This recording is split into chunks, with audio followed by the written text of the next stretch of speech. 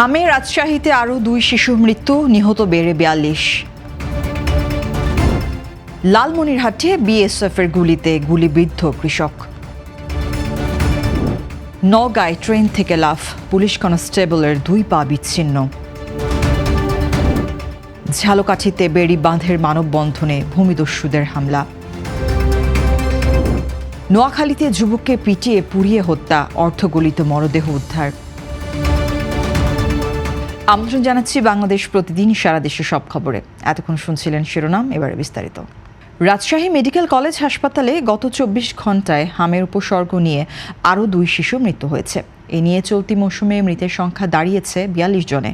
বর্তমানে হাসপাতালে 138 জন রোগী চিকিৎসাধীন রয়েছে। নতুন ভর্তি হয়েছে 20 জন এবং সুস্থ হয়ে বাড়ি ফিরেছে 5 জন।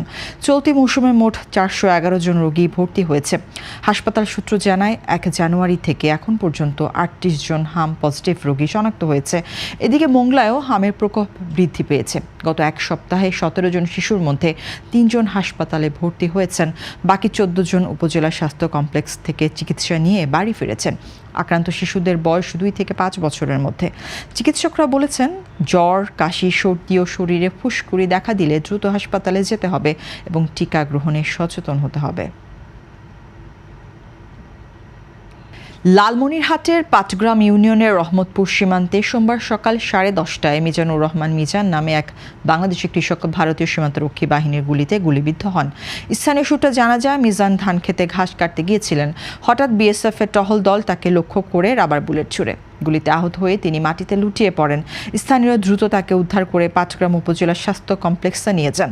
চিকিৎসকরা তার অবস্থাকে আশঙ্কাজনক বলে জানান এবং তাকে রংপুর মেডিকেল কলেজ হাসপাতালে রেফার করা হয়। পাটগ্রাম থানার ভারপ্রাপ্ত কর্মকর্তা নাজমুল হক বলেন, ঘটনাস্থলে অফিসার পাঠানো হয়েছে এবং বিজিবির পক্ষ থেকে প্রয়োজনীয় পদক্ষেপ নেওয়া হচ্ছে। নওগাঁর আত্রায় সোমবার সকাল এক ভয়াবহ দুর্ঘটনায় পুলিশ কনস্টেবল ইমরান মিয়ার 2 পা হাঁটু থেকে বিচ্ছিন্ন হয়ে যায়। তিনি খুলনা থেকে ছেড়ে আসা সীমান্ত এক্সপ্রেসে যাত্রা করে শ্বশুরবাড়িতে আসছিলেন। ট্রেন আত্রাই রেল স্টেশনে পৌঁছালে কিছুটা ধীর গতিতে চলার সুযোগে তিনি লাফ দেন, কিন্তু ট্রেনের চাকায় পড়ে আহত হন। স্থানীয়রা আহত কনস্টেবলকে উদ্ধার করে উপজেলা স্বাস্থ্য কমপ্লেক্সে নিয়ে যান। প্রাথমিক চিকিৎসার পর তার শারীরিক অবস্থা গুরুতর হওয়ার কারণে রাজশাহী মেডিকেল কলেজ হাসপাতালে রেফার করা হয়। আত্রাই থানা ভারপ্রাপ্ত কর্মকর্তা আব্দুল করিম জানান, ট্রেনটি স্টেশনে পূর্ণভাবে দাঁড়ায়নি, তবে সামান্য ধীর গতিতে চলায় এই দুর্ঘটনা ঘটে। ইমরান মিয়ার পরিবার এবং সহকর্মীরা জানান, তিনি পিরোজপুর জেলা পুলিশের নিয়ন্ত্রণ কক্ষে কর্মরত ছিলেন এবং দুর্ঘটনার কারণে পরিবারে গভীর শোক উদ্বেগ সৃষ্টি হয়েছে। নোয়াখালীর চাটখিলে মোহাম্মদ খোকন নামে এক যুবককে পিটিয়ে ও পুড়িয়ে হত্যার অভিযোগ উঠেছে।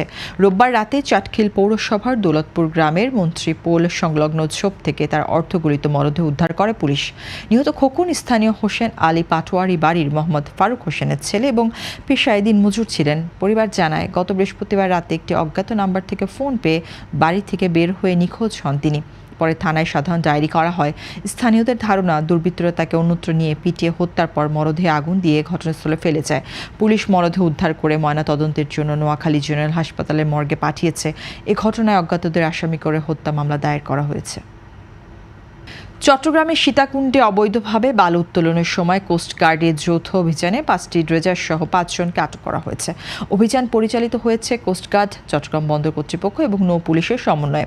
ড্রেজারের মালিকদের 1,50,000 টাকা জরিমানা করা হয়েছে। কোস্টগার্ড জানিয়েছে, অবৈধ বালু উত্তোলন রোধ করতে এ ধরনের অভিযান ভবিষ্যতেও চালানো হবে।